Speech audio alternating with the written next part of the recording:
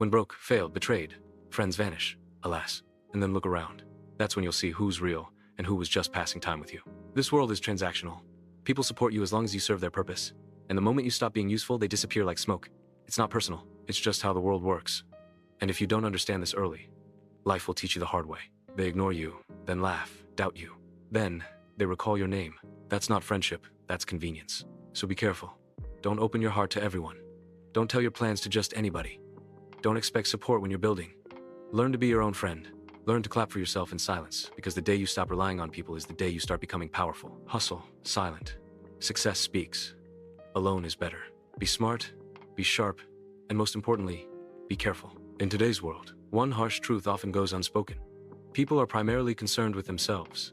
Everyone is chasing something: success, money, recognition, validation, or survival. And in this pursuit, the needs, feelings, and struggles of others often become secondary. No matter how close someone seems to be, you'll eventually realize that when life gets complicated, most people will choose themselves first. That's not betrayal.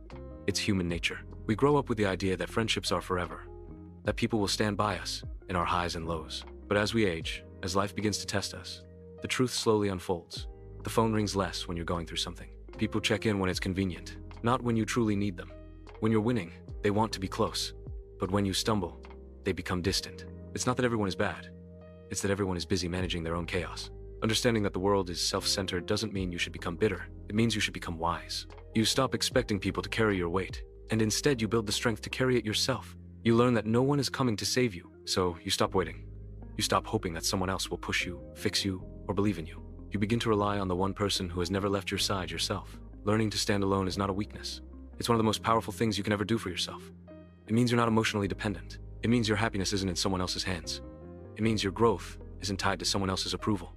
When you learn to stand alone, you stop begging for support. You stop explaining your dreams to people who only want to understand you to compete with you. You become your own motivator, your own coach, your own safety net. In a self-centered world, the ability to be independent becomes your greatest shield. People can't manipulate you when you don't need them. They can't guilt you, silence you, or control you when you have no emotional leash tied to their presence. Standing alone gives you the freedom to think clearly, to move in silence, to execute without permission. This world respects results, not potential. It celebrates outcomes, not effort. If you're expecting empathy to fuel your journey, you're going to be disappointed. Most people will not understand your path.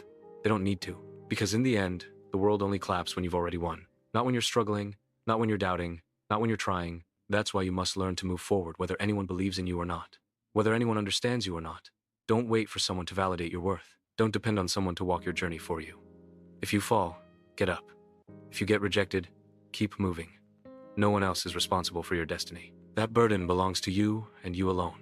You have to be willing to walk paths that make sense only to you. You have to be okay with being misunderstood. You have to be at peace with silence, isolation, and solitude, because that's where strength is forged. The sooner you stop expecting others to fulfill your emotional needs, the more power you take back. The moment you accept that most people are temporary, you begin to live without fear of loss. The minute you stop depending on others for direction, you start developing your own vision. That is how leaders are born. That is how success is built. Not with company, but with character. Not with applause, but with endurance. One of the most surprising lessons life teaches is that the more successful you become, the fewer real friends you'll have around you. It seems backward at first. Shouldn't success attract more love, more celebration, more support? But reality often works in the opposite direction. The very moment you begin to rise, the dynamics of your relationships begin to change. Not always with words, but with silence, with distance, with looks that don't match the smiles. When you're struggling, people find comfort in your situation. You are relatable. You're not threatening. Your failures make them feel less alone in their own. But when you begin to break barriers, when you start chasing excellence instead of excuses, something shifts. The people who once rooted for you may start to feel uncomfortable. Jealousy creeps in. Insecurity starts whispering to them that your success is a reflection of their stagnation. You'll start to notice strange behaviors. Invitations start disappearing. Messages slow down. Conversations that were once warm become distant. The tone changes. It's not always loud or direct. Sometimes it's just an absence. An absence of excitement for you. An absence of genuine pride in your achievements. People who once said, "You got this," now say, "Don't forget where you came from." It's subtle but sharp. Some friendships are built on common struggle, not deep connection. As long as you're in the same place, you're bonded. But once you move forward, the thread begins to unravel. What seemed like a genuine friendship was often just proximity, familiar pain, shared limitations. The moment you escape that reality, you unintentionally highlight what they haven't done yet. It's not your fault, but it becomes your problem. This is the reason why success can feel lonely.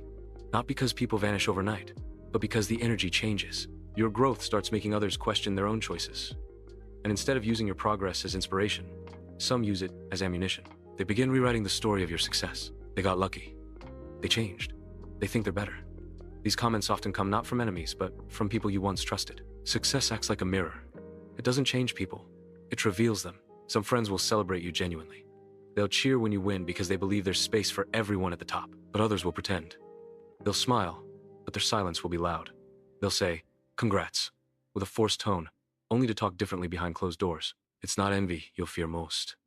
It's the quiet withdrawal from people who once said they'd always be there. And what's even more difficult is realizing that some of your best memories were shared with people who cannot handle your future.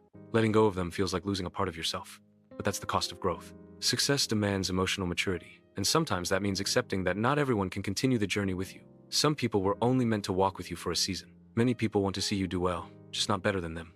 When you start achieving more, they feel left behind. They begin to question why your life is moving faster, why you're reaching heights they haven't.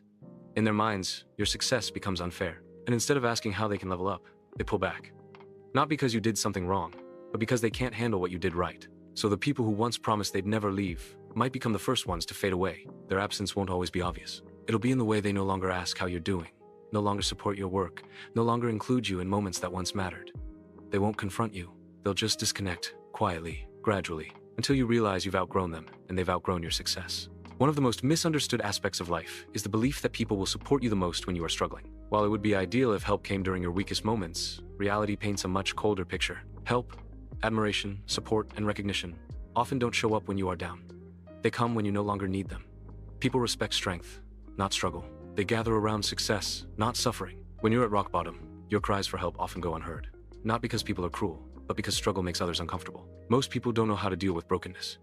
They don't know what to say, how to act, or how to support without being inconvenienced. Your pain becomes invisible. Not because it lacks meaning, but because it lacks value in a society that only rewards visible wins.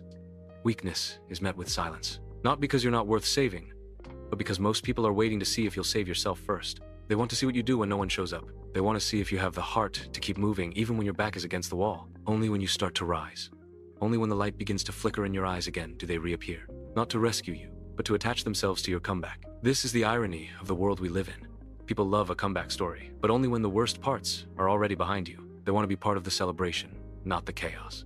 They want to take pictures at your peak, not sit in silence at your lowest. You'll find that when you're begging for opportunities, they ignore you. But when you no longer need them, they ask how they can help. When you're hungry, the doors remain closed. But when you start building your own table, they want a seat at it. There's something about strength that draws people in. It radiates confidence. It signals security. It sends a message that you're worth being associated with. People are drawn to certainty, not desperation. When you're strong, when you've figured things out on your own, others begin to see value in your existence. Suddenly, your phone rings more. Your inbox gets filled. You're invited, included, noticed. Not because you changed as a person, but because your image now carries perceived power. It's a hard pill to swallow, especially if you've ever gone through something deeply painful, expecting people to stand by you. Most won't. They may offer words, but they rarely offer presence. They'll say, "Let me know if you need anything," but disappear when you actually do. It's not always malicious. Sometimes people are simply too busy managing their own lives. Other times they don't know how to carry someone else's burden, and often they simply don't care as much as you assume they did. And so you learn the painful lesson. Strength is the currency of attention. When you are seen as strong, independent, and capable, people are more likely to offer help.